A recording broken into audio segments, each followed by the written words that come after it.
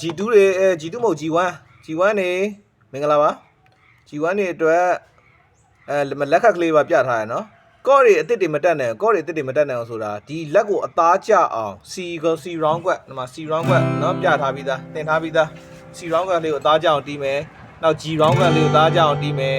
နော် C round ကွက် G round ကွက်နောက်ပြီးတော့ C group C family C G A minor E minor F C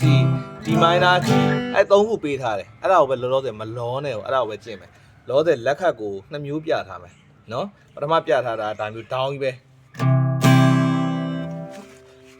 down ကြီးပဲပြထားရနော်ဒါ C round ကွက်ကိုတီးပြမယ်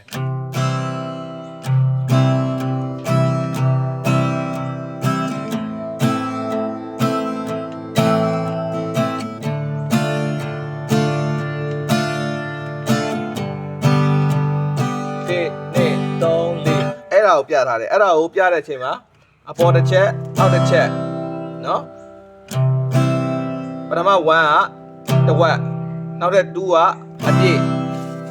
တတိယ1ကတဝက်နောက်တဲ့ဟာ2ကအပြည့်တီးချလိုက်ဒီပုံစံဖြစ်သွားမယ်ဟုတ်ပြီနောက်တဲ့တစ်မျိုးထပ်ပြမယ်အဲ့ဒါနဲ့သိပြီးတော့သူများတွေကဂီတာလေးတင်ကို slow ကိုကတင်တယ်ကျွန်တော် slow ကိုကနေမတင်ဘူးเนาะအဲ့ slow ကိုကတင်တာတအားယူတယ်သိလားလုံးဝတင်လို့မရအောင်အဲ့ဒါနည်းနည်းကြော်တင်တယ်လို့ခေါ်တယ် slow ကိုကအခြေခံမဟုတ်ဘူးအခြေခံအဲ့ down နဲ့ up down နဲ့ကိုသူကနည်းနည်းလေးနားလဲသွားတော့မှ slow ကိုတင်လို့ရမှာเนาะဟုတ်ပြီနောက်တစ်မျိုးဒီဟာ down ဒီလိုသွားတာเนาะ1 2 3 4နောက်တစ်မျိုးကအဲ့ဒါနဲ့နည်းနည်းလေးရင်းနှီးတဲ့ဟာမျိုးပဲเนาะအဲ့တော့ဗာလဲဆိုတော့1 2 3 4 1 2 3 4 1 2 3 4 1 2 3 4 1 2 3 4အဲ့ဒါဘယ်လိုပုံစံမျိုးလဲဆိုတော့ down up down ဒီမှာ down up down up down up down နော် down up down up down up down up down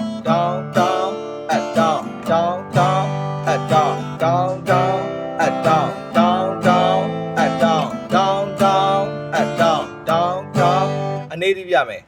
down up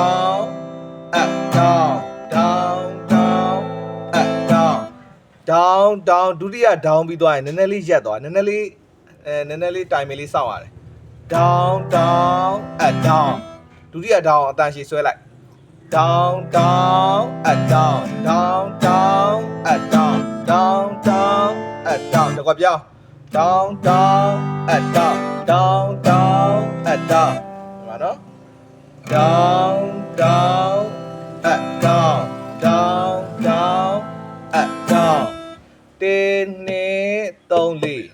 1 2 3 4 1 2 3 4 1 2 3 4 1 2 3 4 1 2 3 4လက်နဲ့ခတ်လို့အဆင်ပြေပတ်ထုံလေးနဲ့ပတ်ထုံအတိုင်း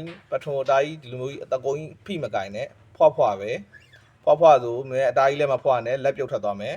ပတ်ထုံကလက်ထက်ပြုတ်ထွက်သွားမယ်နော်သူညင်သာလေးနဲ့တူရီယာကျိုးတက်တူရီယာဆိုတာညင်သာလေးဒီလိုချသွားမှာနော်တူချင်းဒီကင်မရာတိတ်မကောင်းလို့ပြတာအဆင်မပြေဘူးဖြစ်နေနော် down up down up down up down up down တော့ပါပြီနော် down up down up down up downမြန်မယ် down up down up down up down အဲ့လိုဖြည်းဖြည်းလေးကျင့်မယ်ပြီးရင်မြန်သွားမယ် down up down up down up down up down